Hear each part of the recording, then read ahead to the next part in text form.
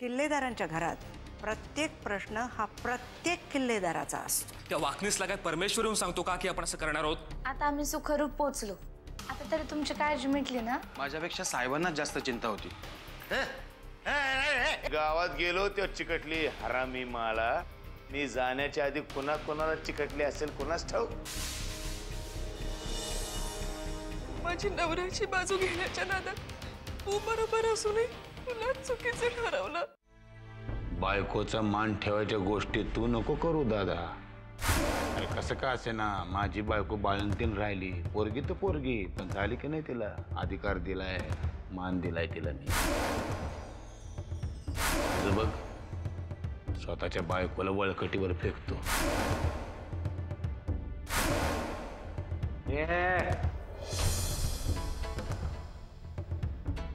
काय झालं?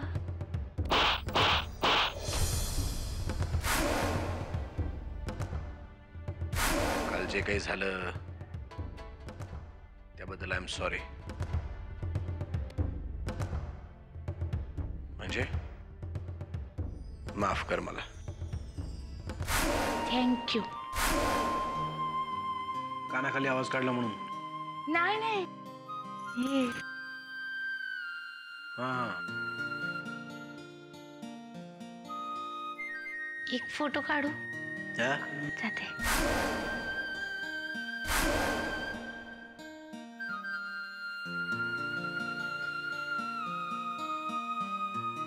अशी किती वेळ थांबणार आहेस इथे? तुम्ही कुंकू लावेपर्यंत।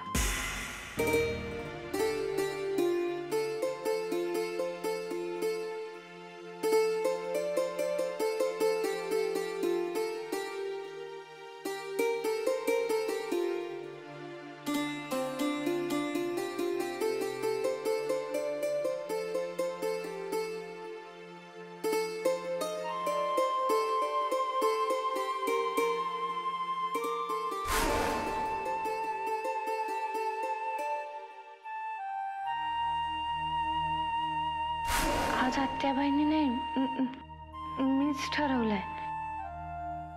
काय ठरवलंस? हे काय उठणं लावायचंय तुम्हाला? माझ्या नवऱ्याची कामं करायला नोकर कशाला पाहिजेत? मी पुरे की। माझे मला घालता येत आहेत, लहान नाहीये मी आता। नाही पण मी लहान आहे ना, म्हणून शिकते। गालाला माती लागली ती पूस।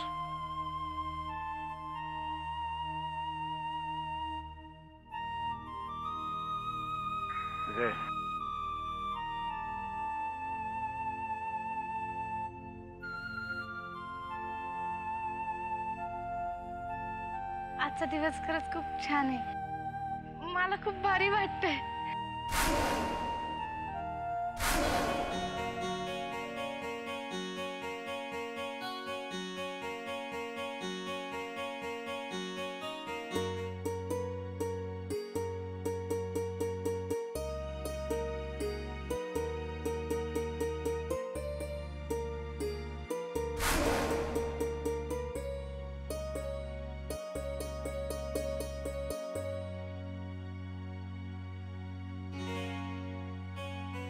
अहो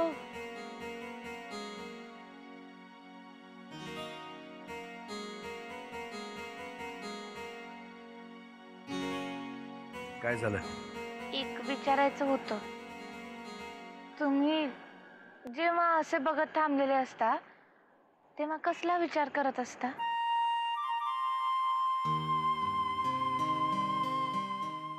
तुला काय करायचंय? आत्याबाई साहेब म्हणतात की नवऱ्याच्या चेहऱ्याकडे पाहून कळलं पाहिजे त्याच्या डोक्यात काय विचार चालू आहेत ते। सगळं आत्याबाई सांगतात त्याप्रमाणे करतेस का स्वतःचंही डोकं चालवतेस? चालव बघूया डोकं, सांग काय होतं माझ्या मनात? मला सवय नाहीये ना,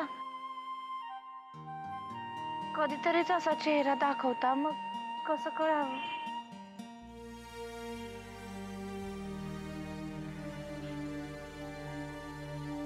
ज्या कामासाठी आली होतीस ते झालं असेल तर जा।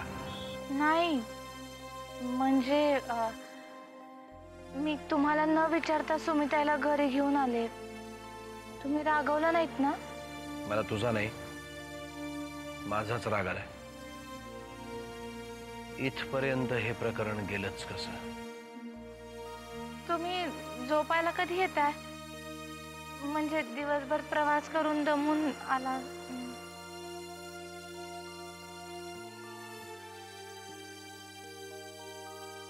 जा तू, मी येतो.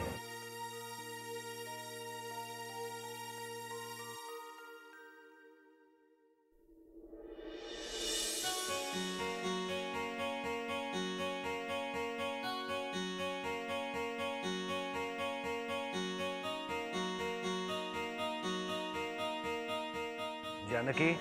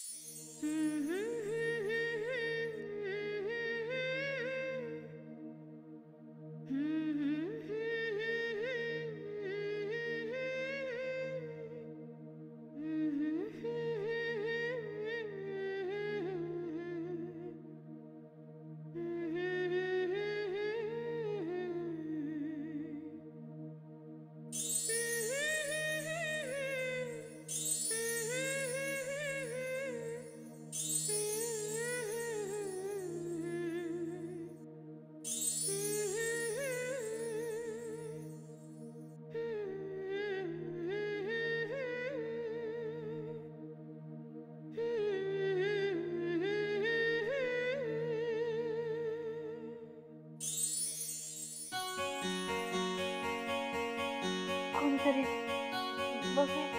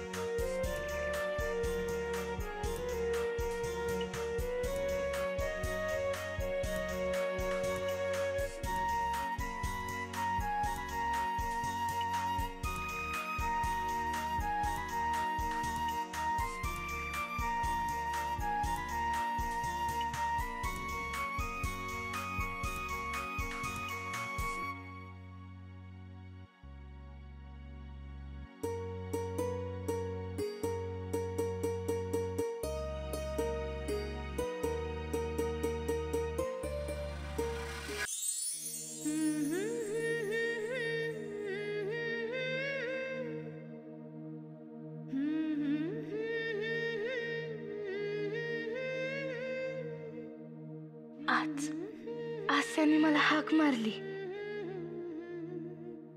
पहिल्यांदाच मला माझं नाव किती वेगळ्या पद्धतीने ऐकू आलं. म्हणजे आज त्यांच्या हाक मारण्यातच काहीतरी जादू होती. आवाज कसा आतून आला होता, त्यांच्या मनातून.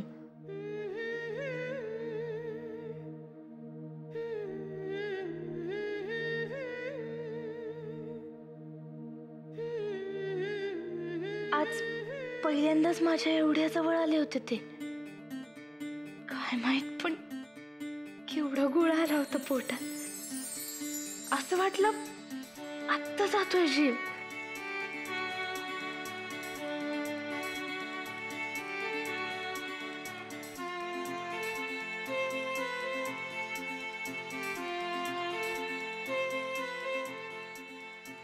सारखी सारखी भीती नाही दाखवायची मला, कळलं का? तुम्हाला वाटत असेल मी भित्री आहे, पण तुम्हाला नाही माहिती लय डेंजर आहे. त्यामुळे अशी नाही हाक मारायची, प्रेमाने.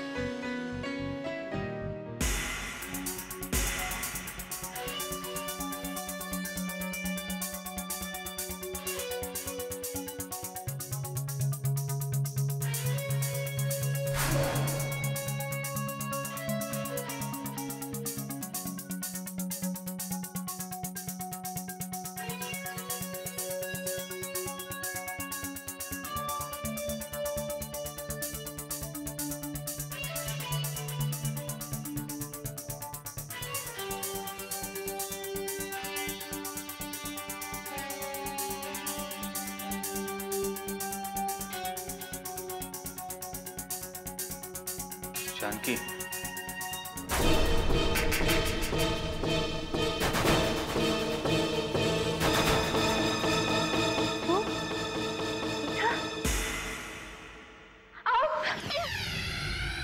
हो मीच. काय झालं? आश्चर्य वाटलं का? धक्का बसलाय? परवा देवळामध्ये ज्या भिकाऱ्यांनी हात धरला होता ना तुझा, तो मीच होतो. माझ्या आयुष्याचं वाटोळ करून तू इकडे मजा मारतीयस. जर तुला इथं येऊन कमरेला चाव्या लावून मिरवायचं होतं तर मिरवायचं ना. माझा बळीचा बकरा का केलास? साधं सोपं सरळ आयुष्य होतं माझं. साधी सरळ स्वप्न होती. सगळ्यांची वाट लावली असं तू. सगळ्यांची वाट लावली असं तू जानकी, सगळ्यांची.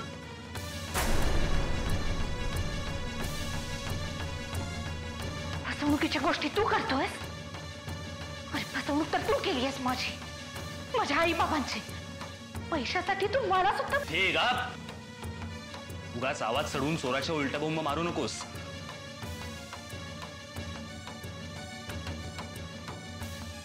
हे बघ जानकी, आता इथे आपण फक्त दोघंच आहोत. अगं आता तरी खरं बोल. राजन, मी आतापर्यंत कधीच खोटं बोलले नाहीये. पण खोटं वागलीस त्याचं काय? का सोडलंस मला? मी तुला सोडलं? आत्ता कानाखाली आवाज काढते म्हणजे कळेल कोणी कोणाला सोडलंय ते.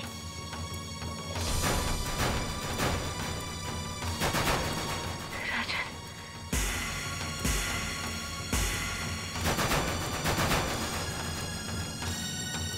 मग काढच.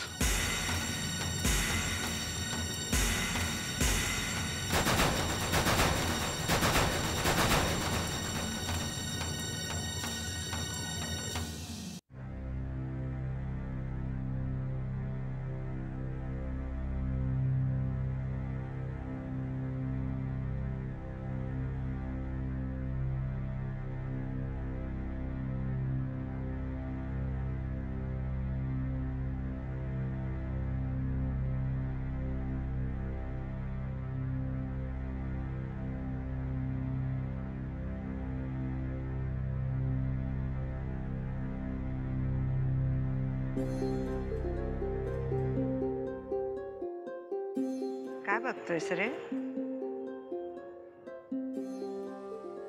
बघत नाहीये, शोधतोय. लहानपणी कित्येकदा या चांदण्या मोजण्याचा प्रयत्न केला, कधी मोजताच नाही आल्या. आता या चांदण्या सुद्धा आठवणींसारख्याच झाल्यात, असंख्य. कितीही आठवायचं म्हटलं तरी आठवतच नाहीत. पण आठवणी आठवायच्याच कशाला? आठवणी कोण आठवतं? ज्याच्या समोर काही ध्येय नसतं. तुझ्या पुढे तर खूप काम आहेत. पण जे मी या चांदण्यात शोधण्याचा प्रयत्न करतोय ते का सापडत नाही मला. घरात पौर्णिमेचा चंद्र असताना चांदण्यांमध्ये काय शोधतोयस रे?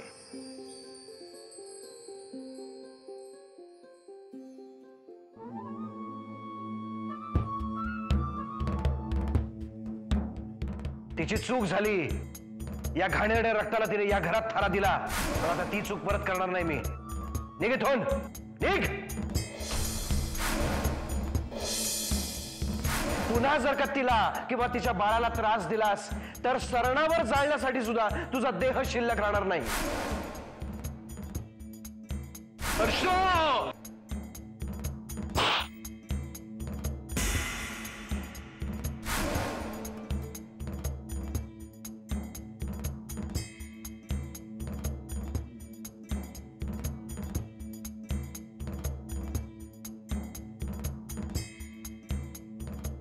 नरसिंहराव, तू बोलला होता ते बरोबर आहे. तुझ्या आईने फार मोठी चूक केली रे, मला या घरामध्ये थारा देऊन. त्या चुकीचं प्रायश्चित्त आता तू भोग, तुझा जीव देऊन.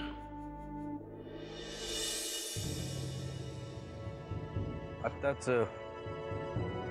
जानकी आली होती इथे. मग पौर्णिमेचा चंद्र कुणाला म्हणाले मी?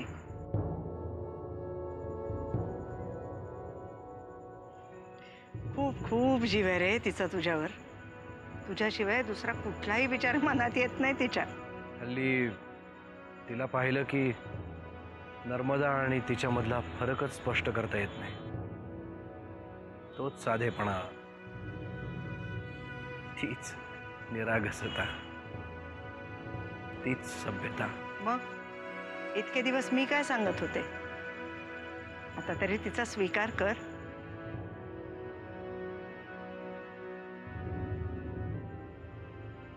बघू.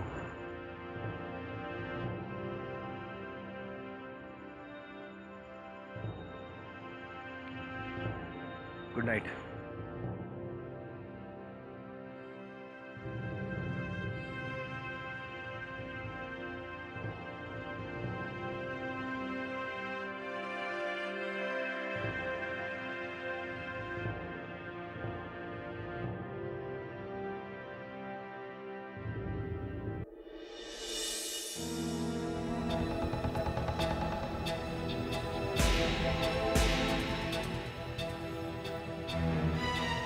सोडणार नाही तुला,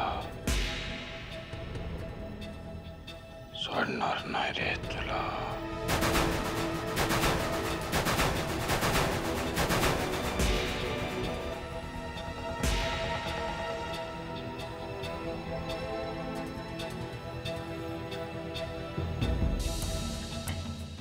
राजन, मी काय म्हणते, आपण बसून बोलूया ना.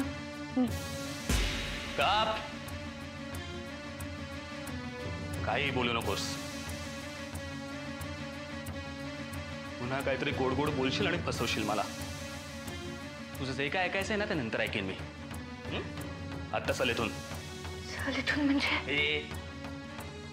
आता फार प्रश्न विचारले ना तर सगळ्या गोळ्या डोक्यात घालीन तुझ्या. याच डोक्याने बरबारीचा विचार केला होता ना माझ्या? मी बरबादी केली आहे तुझी? अरे बरबादी तर तू माझी केली आहे. माझं नशीब थोर म्हणून या देव माणसाने मला वाचवलं, नाही तर. देव माणूस कसला? हरामी आहे साला. राजन, माझ्या नवऱ्याबद्दल काही बोललास ना तर कर काय? कर काय? ज्या ज्या लोकांनी माझ्या आयुष्याचं वाटोळ केलं ना ते सगळ्या लोकांना जवळ केलंयस तू. तुझ्यामुळे, फक्त तुझ्यामुळे पोरका झालोय मी. आज माझं या जगात दुसरं कोणी नाहीये. राजन ऐक. काय ऐकू तुझं? सांग ना, काय ऐकू? अगं गावात आली होतीस आणि माझ्या आईच्या अंत्ययात्रेला सुद्धा जाता आलं नाही तुला.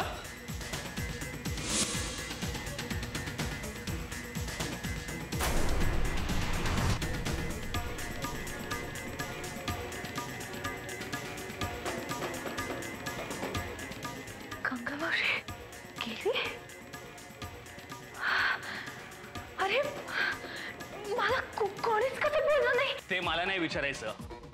हा, तुझ्या घरच्यांना विचारायचं ते.